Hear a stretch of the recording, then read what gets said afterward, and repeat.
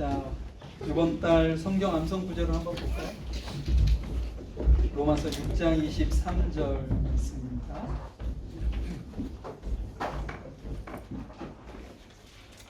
한번 같이 읽겠습니다. 시작. 죄의 삭은 사망이요 하나님의 은사는 그리스도 예수 우리 주 안에 있는 영생이다. 한 번 더 할까요? 시작.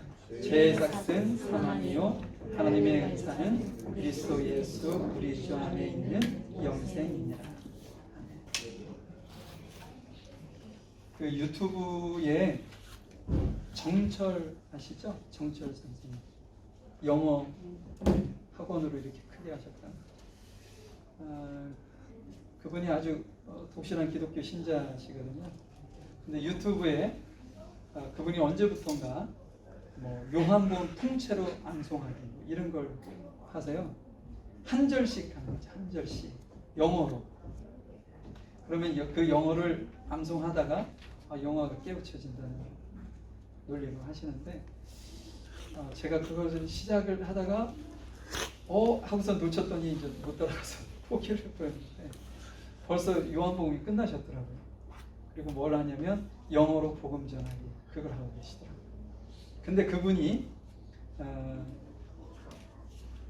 성경을 애우려고 하면 안 된다는 거예요. 암송은 애우는 게 아니다 이렇게 얘기를 하셔요. 그러니까 암송이 뭐냐?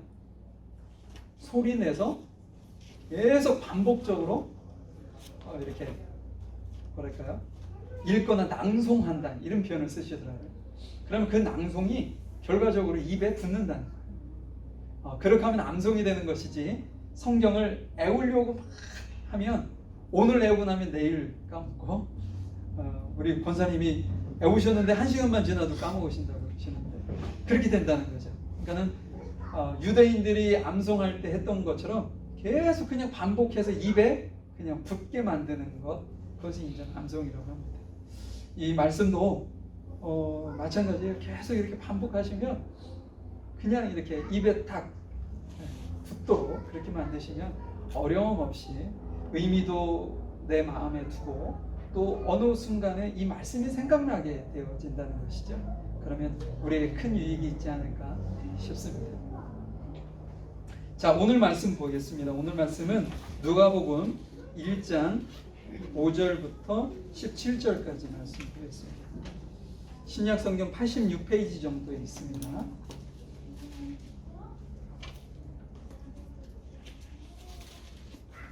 누가복음 1장 5절부터 17절까지 저하고 한 절씩 교독하도록 하겠습니다.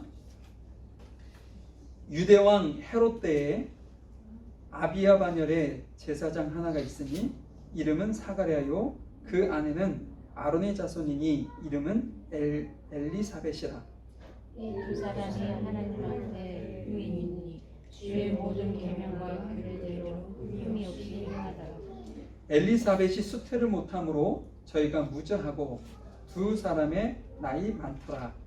자신은 사가랴가 그 아내의 차례대로 제사장의 제물하나님 앞에 나갔으니 제사장이 전례를 따라 제비를 뽑아 주의 성소에 들어가 분향하고 모든 백성은 그 분향하는 시간에 밖에서 기도하더니 주의 사자가 저에게 나타나 향단 우편에 선지라. 사가랴가 보고 놀라며 무서워하니 천사가 일러 가르되 사가랴여 무서워 말라 너의 간구함이 들린지라. 내 아내 엘리사벳이 내게 아들을 낳아 주리니 그 이름을 요한이라 하라. 모두 기도하고 즐거워할 것이요 많은 사람도 그의 남을 기뻐하리니 이는 저가 주 앞에 큰 자가 되며 포도주나 소주를 마시지 아니하며 모태로부터 성령의 충만함을 입어 이스라엘 자손을 주고 저희 하나님께 많이 들어오게 하겠습니다. 같이 있습니다. 저가 또 엘리야의 심령과 능력으로 주 앞에 앞서가서 아비의 마음을 자식에게 거스리는 자를 개인의 슬기에 돌아오게 하고 주를 위하여 세운 백성을 예비하라. 아멘. 제가 오늘부터 누가복음을 한번 설교를 다 해보려고 합니다. 근데 다 다루지는 않고요. 그렇다고 해서 제가 다루는 것만 중요한 건 아니고 그냥 제가 쭉 보면서 여러분들과 같이 나누고 싶은 걸 한 10번 정도로 해서 누가복음을 다 보도록 해보려고 합니다. 그럼 10번이면 2달 좀 넘는데 제가 소망하기는 여러분들의 그 기간 동안 누가복음을 암송하는 것이 아니라 누가복음 한 번 읽으시면 어떨까 싶습니다. 이제 제가 쭉 이렇게 설교를 해 나갈 텐데요. 그걸 제가 빼먹는 부분도 있고 다루는 부분도 있고 그런데 여러분들이 전체적인 문맥을 좀 알면 설교가 조금 더 이해하기 쉽지 않을까 싶어서 누가복음이 24장으로 구성되어 있습니다. 그럼 제가 10번, 11번 정도면 2절이나 2절 반 정도, 컨디션 좋으면 3절 하시고 컨디션 안 좋으면 2절만 읽으시면 한 주에, 그러면 저와 같이 누가복음 24장까지 제가 설교 끝날 때쯤 다 읽지 않으실까 싶습니다. 이 정도는 제가 이렇게 기대해도 되겠죠? 예. 제가 수요일 정도에 한번 또 리마인드 시켜드리겠습니다. 문자로 오늘은 이번 주는 여기까지 읽으셔야 합니다. 이렇게. 자, 누가복음 처음 설교를 위해서 성경을 폈는데 그 내용이 이제 오늘 그 사가랴 가정에 대한 말씀이 나오더라고요. 근데 제가 생각난 인물이 있었습니다. 뭐냐면 제가 예전에 어디 글을 읽다가 그 웰치라는 분 아세요? 웰치 주스 아시죠? 한국에서는 아주 유명한 주스죠. 일반 주스보다 20% 비싼데도 그걸 많이들 드시더라고요. 웰치라는 사람이 아주 독실한 기독교인입니다. 그래서 그분이 자신의 어떤 삶도 시간도 물질도 투자를 해서 하나님의 나라와 의를 위해서 이렇게 열심히 섬기던 분인데 결혼해서 아내와 함께 아프리카 쪽으로 이렇게 선교사로 가기로 이렇게 작정을 하고 헌신했던 분이에요. 그래서 그 선교 단체에 시험을 보러 갔죠. 잘 준비를 해서 시험에 했는데 1차는 합격이 됐어요. 그래서 2차 면접이 있는데 그 면접을 보러 갔다가 의외의 이야기를 듣게 됩니다. 면접이 다 끝났는데 기후 적응 불가라는 판정을 받아서 선교사 불가 이렇게 떨어진 거죠. 그래서 열심으로 준비하고 어떤 자신의 어떤 직업도 놓고 선교사로 나가겠다라고 열심히 준비를 했는데 결과적으로는 선교사가 되지 않는 그런 낙심하기 딱 좋은 상황이 벌어지게 됩니다. 그때 그가 어떤 이야기를 하냐면 하나님은 한 문을 닫으시면 이쪽 문을 닫으시면 다른 문을 분명히 여실 것이다 라는 그런 어떤 믿음을 그가 가졌다라고 고백을 합니다. 그래서 지금 이쪽 문이 닫혔다고 해서 내가 낙심하고 좌절할 것이 아니고 다른 문, 하나님께서 여실 그 문을 찾기 위해서 내가 이제부터 아내와 함께 기도할 것이다 이렇게 고백을 합니다. 그러고서 어느 날 아버지가 참 독실한 신앙인이어서 우리 성찬 예식을 할 때 우리는 이렇게 사서 하잖아요. 근데 성찬 예식을 위해서 그 포도주를 아버님이 이렇게 할 때마다 집에서 만들어서 교회 봉사하는 그 모습을 보면서 아이디어를 얻어서 취하지 않는 포도주를 만들어 보자 이렇게 이제 아이디어를 갖게 돼요. 그래서 아주 기발한 아이디어 아니에요? 그래서 취하지 않는 포도주를 만들게 됩니다. 성공했을까요? 실패했을까요? 그 흐름상 어때야 돼요? 성공해야 되지 않을까요? 그죠? 근데 실패를 했습니다. 왜 실패를 했느냐? 사람들이 취하지 않는 도수 없는 술을 원치 않았던 거예요. 기가 막힌 아이디어를, 왜냐? 기독교인들이 술 마셨느니 안 마셨느니 이것 때문에 어느 때는 좀 불편할 수도 있잖아요. 여러분들 그 포도주 한 잔씩은 하시잖아요. 그죠? 근데 제가 가면 조금 꺼려지시잖아요. 목사님 가면 한 잔 해야지 이런 마음이. 근데 그런 마음 갖지 마세요. 전 그런 거 전혀 의식하지 않는 목사입니다. 방송에 나가는 거예요.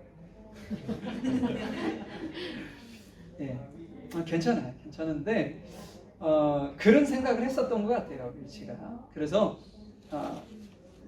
취하지 않는 포도주를 만들었는데 망했습니다. 거기 얼마나 많은 돈을 투자하고 열정을 투자했겠어요. 두 번째 또 실망과 좌절의 시간이 있었던 거죠. 그런데 그때는 두 번째 실패를 하고 난 다음에 그에게 보이지 않던 것이 보이기 시작했어요.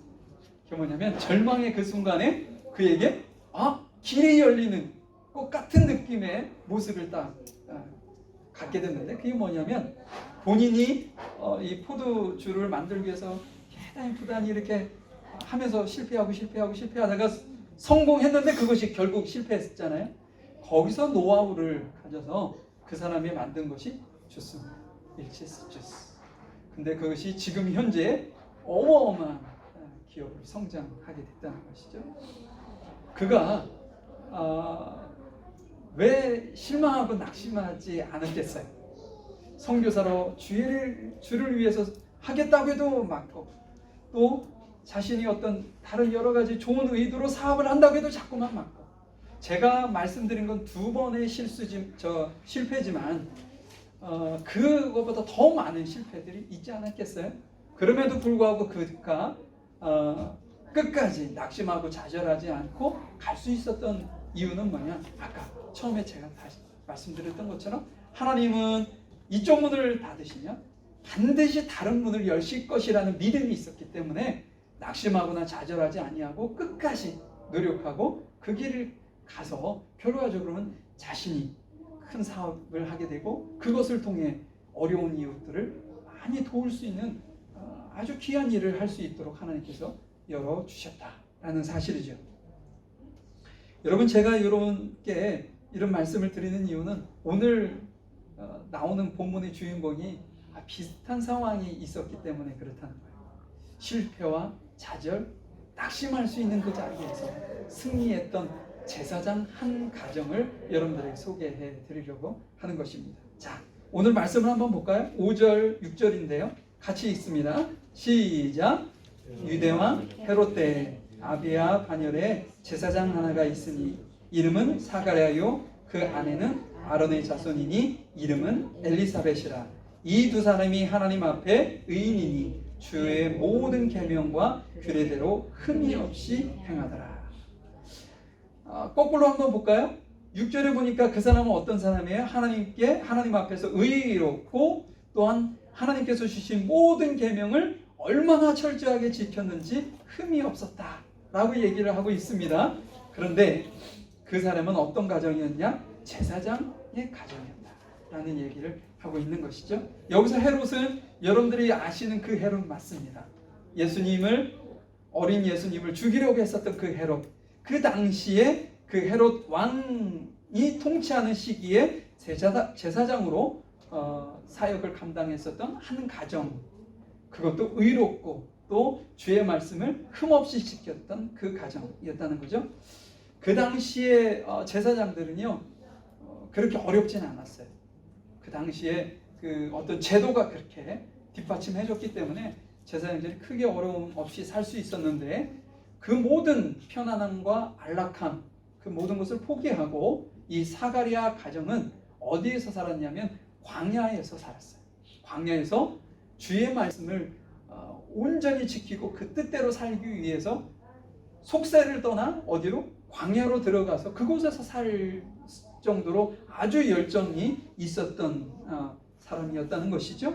그런데 이렇게 모든 사람들에게 신앙적으로 모범이 되었던 이 가정에도 풀리지 않는 기도가 있었습니다. 그것이 무엇인지 한번 보죠. 7절입니다. 같이 읽습니다. 시작.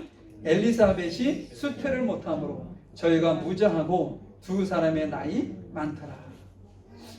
지금은 뭐 조금 다르죠. 이렇게 일부러 자녀를 안 갖는 가정도 참 많이 있지만 그 당시에는 자녀가 없다는 것은요 아주 수치스러운 일이었어요. 자, 한번 25절 한번 볼까요? 엘리사벳이 어떻게 고백하는지 한번 보죠. 주께서 나를 돌아보시는 날에 인간에게 내가 부끄러움을 얻게 하시려고 이렇게 행하셨습니다. 이렇게 고백을 해요. 어떤 일을 하셨느냐? 엘리사벳이 수태한 지 5달이 지난 후에 이런 고백을 해요. 예, 그 전에 사람들로 하여금 부끄러움을 당했다는 것을 반증하는 얘기죠. 예, 의로운 모든 일들을 하나님의 말씀대로 살려고 했었던 그 의로운 가정에도 저 가정이 왜 자녀가 없지? 사람들이 어떻게 생각했냐면 분명히 우리가 알지 못하는 저들만이 범한 죄가 있을 거야 라고 생각하는 마음으로 따가운 어떤 시선이 있었다는 거죠. 아무리 자신이 의로운 사람이라 할지라도 그것을 참아내긴 참 어려웠을 겁니다. 우리가 살아갈 때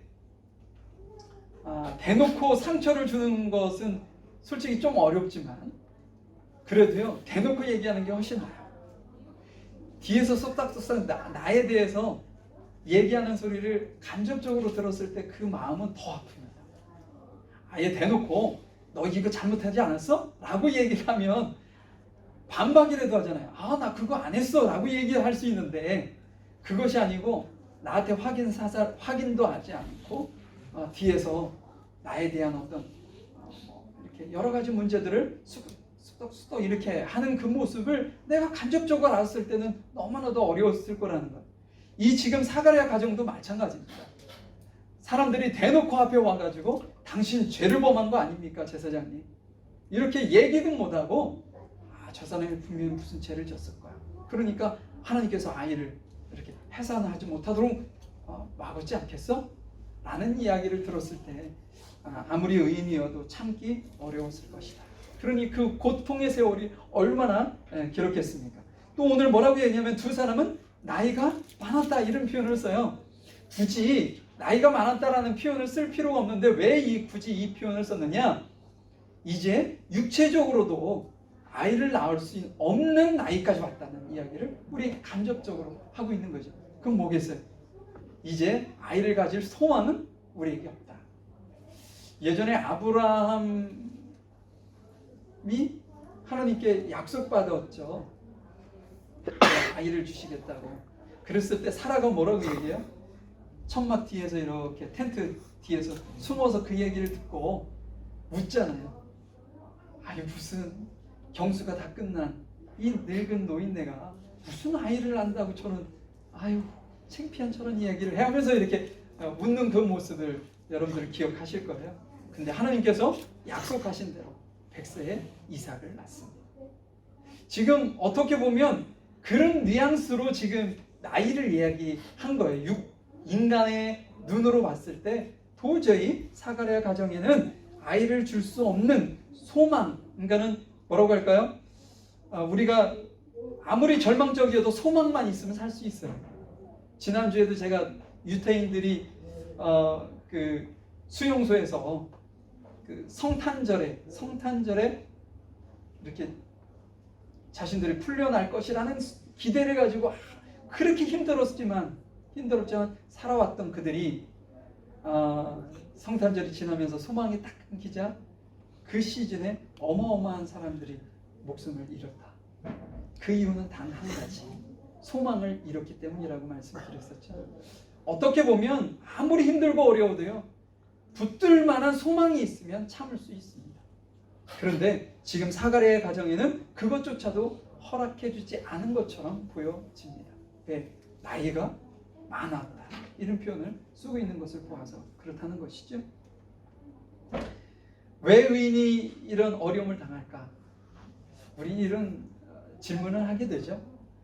만약에 불의한 가정에서 이런 일이 벌어진다면 그렇지. 하나님 말씀을 따르지 않아서 저런 거야 라고 얘기할 수 있는데 정말 하나님의 말씀을 철저히 지키려고 했었던 의로운 제사장 가정에 이런 어떤 그 당시에 수치스러운 일이 있었다는 것은 어떻게 보면 이해하기 어려운 거라는 거죠. 제가 여러분들에게 여기서 말씀드리고 싶은 것이 있어요. 무엇이냐면요, 우리가 성경을 인과응보의 어떤 사상으로 성경을 바라보면요, 이런 게 풀리지가 않아요. 저 제사장이 분명히 무슨 죄를 범했을 거야. 그렇기 때문에 이런 결과가 있을 거야 라는 어떤 식으로 생각한다면 이게 풀리지 않는 문제예요. 근데 성경에 죄를 범함으로 그런 일이 있기도 하죠.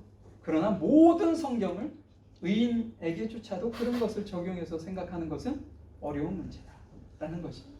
그래서 그러면 지금 사가랴의 가정이 왜 이런 일을 당하고 있느냐?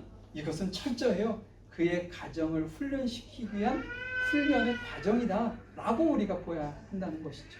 왜냐? 그가 하나님의 말씀을 철저히 지켰음에도 불구하고 이런 일이 벌어졌기 때문에 그렇다는 거죠. 무슨 죄를 지었기 때문에 이것이 아니라 저 가정을 통해 하나님께서 무엇인가 이루시고자 하시는 일이 계시구나 라는 어떤 믿음을 가져야 된다는 것이죠. 자, 여러분의 삶은 어떤가요? 여러분의 삶에도 혹시 이런 일은 없나요?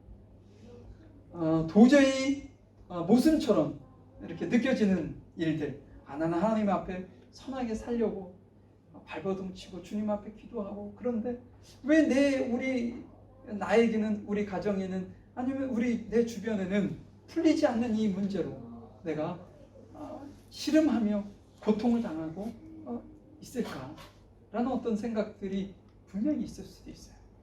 내가 될 수도 있고 내 자녀가 될 수도 있고, 내 자녀가 내 뜻대로 잘 안 돼 이럴 수도 있잖아요.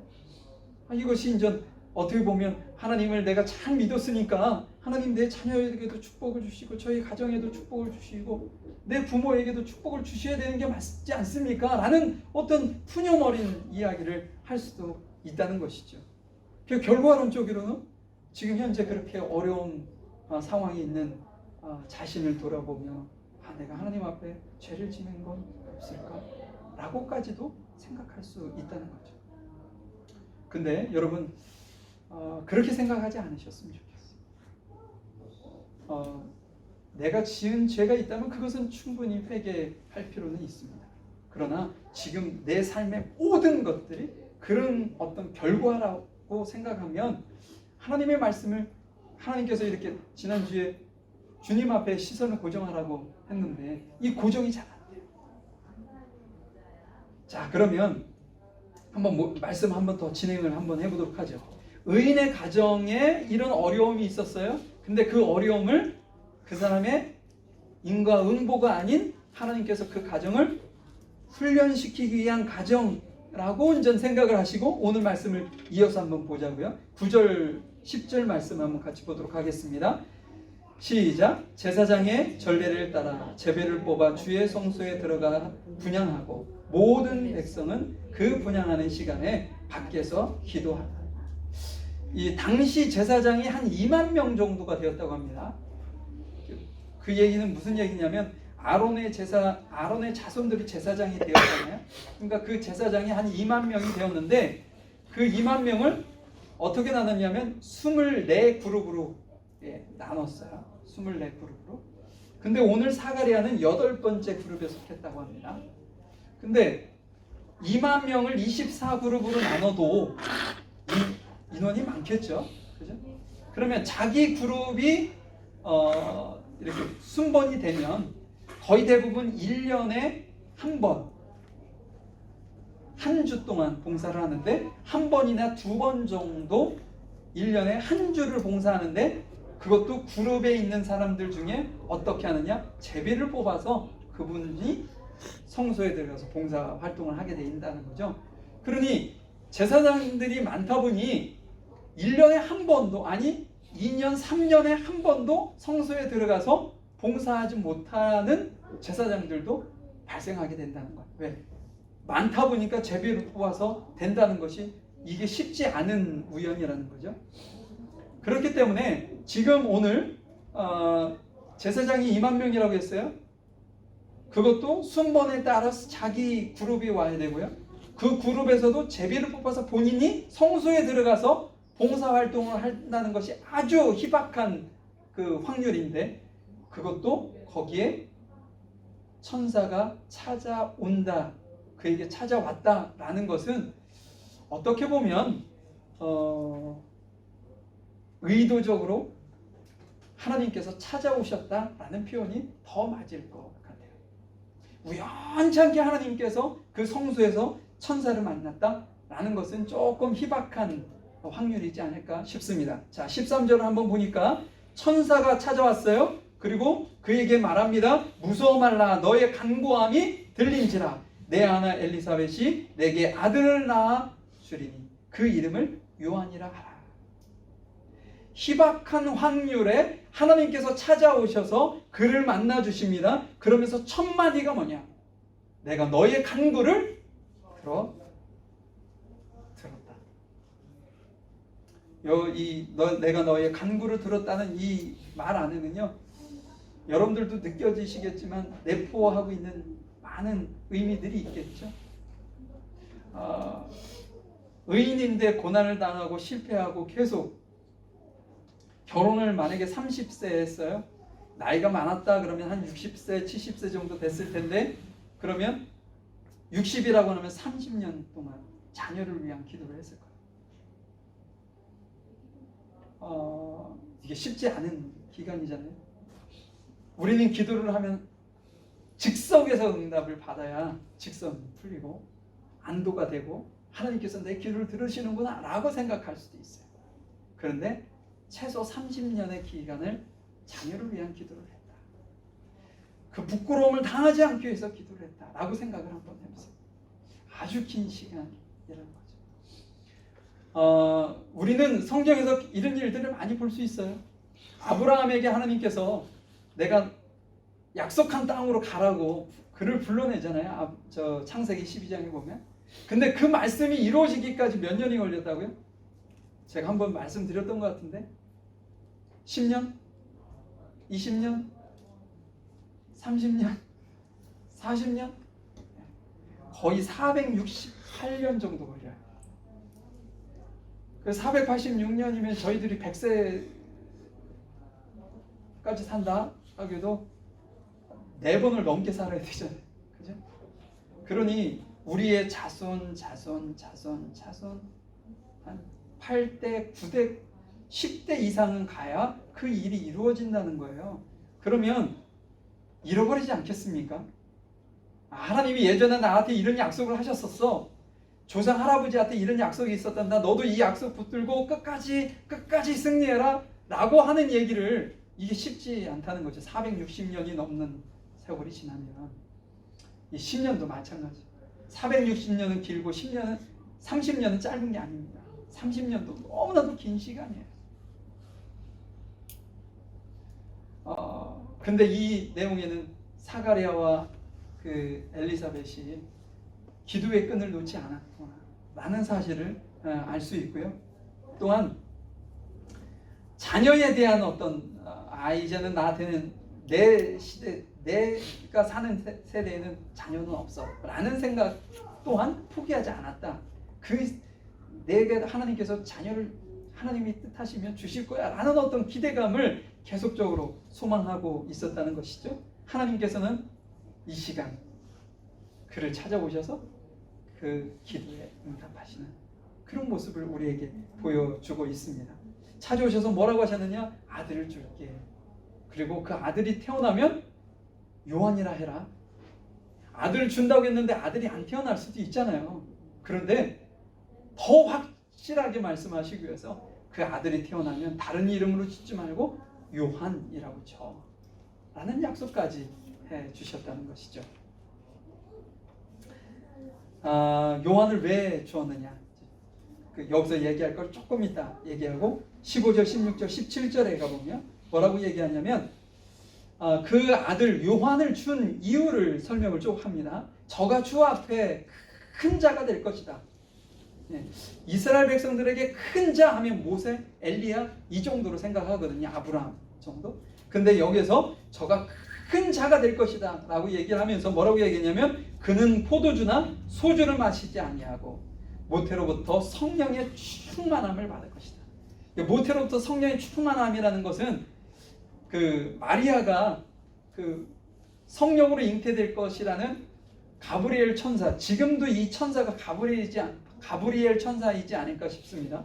그 천사가 누구에게도 하여 마리아에게도 가서 마리아에게 약속하는 거죠. 성령으로 잉태할 것인데 그를 예수라라. 여기서도 이름을 가르쳐줘요. 그러면서 누구한테 믿지 못하니까 누구를 얘기하냐면 이 엘리사벳을 얘기해 줍니다. 그가 벌써 잉태했다. 그래서 마리아가 엘리사벳을 찾아가잖아요. 똑똑똑 하고 문을 딱 들어가는 순간 엘리사벳의 태에 있는 그 배에 있는 그 아이가 성령 충만해가지고 발길질을 하며 이렇게 하는 그 모습이 성경 읽으면 나옵니다. 그러니까 여러분들이 집에 가셔서 이제 한 주간 한 2장 정도 읽으시면 이런 내용이 나온다는 거죠. 이 이야기를 하고 있는 거예요. 성령의 충만함을 입을 것이다. 그러면서 뭐라고 얘기하냐면 그의 사명을 얘기합니다. 이스라엘 자손을 주 곧 너의 하나님께로 많이 돌아오게 할 것이다. 이것이 요한의 사명을 얘기하고 있는 것이죠. 그러면서 17절 그가 누구의 영을 받아요?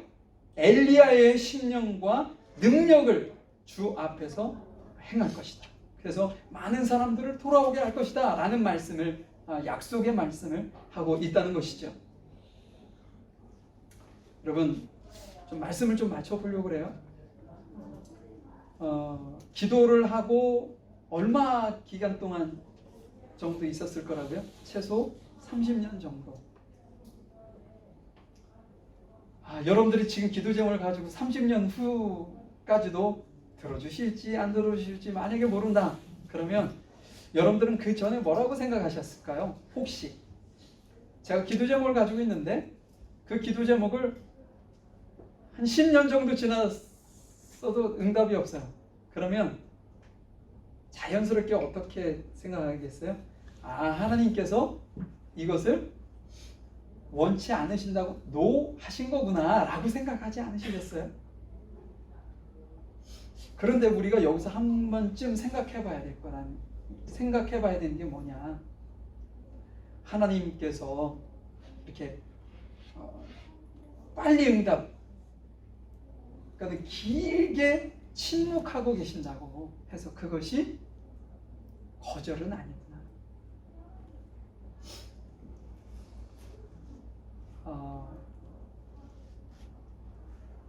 저는 그 하나님의 침묵이 거절은 아니다 라는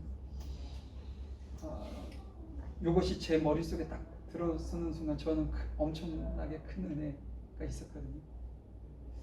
제게도 하나님께 기도했던 많은 것들이 있어요. 제가 몇 번 말씀드렸던 것 같은데 저희 형이 그렇게 되면서 저희 가정이 다 떠났거든요. 그것이 저에게는 도리어 은혜가 되었습니다. 왜냐, 저를 이 길로 하나님께서 부르신 거예요. 그때부터는 교회에 있는 누나 형들이 저를 케어했거든요. 그래서 제가 교회를 떠날 수 없었고 그곳에서 하나님을 만나고 제가 여기까지 오게 되었어요. 이제는 떠났던 부모들, 자매, 누님들이 다 들어왔습니다. 만약에 저까지도 떠났다 라고 했으면 하나님께서 우리 가정을 어떻게 하셨을까? 지금 생각해도 끔찍해. 왜냐, 제가 솔직히 좀 노는 걸 좋아하거든요. 그래서 제가 하나님을 만나지 않았다면 잘 놀러 다녔을 것 같아요. 그런데 하나님께 붙잡힌 이후에 그러한 삶이 어떻게 보면 의미 없는 삶이었는 깨닫게 하고 하나님 앞에 이렇게 시선을 고정하고 주님을 따라가 살 수 있도록 만들었다는 거죠. 근데 그때요, 제가 정말 가정을 위해서 많이 기도했어요. 떠나간 누님들을, 부모님을 위해서 기도 많이 했어요. 근데 그게 바로 안 이루어졌거든요. 부모님들이 다시 돌아오시고 그러기까지 거의 10수년 걸렸어요. 만약에 그 순간을 좌절하고 포기하고 낙심했다면 저희 가정이 하나님을 믿는 가정으로 서지 못했을 것입니다.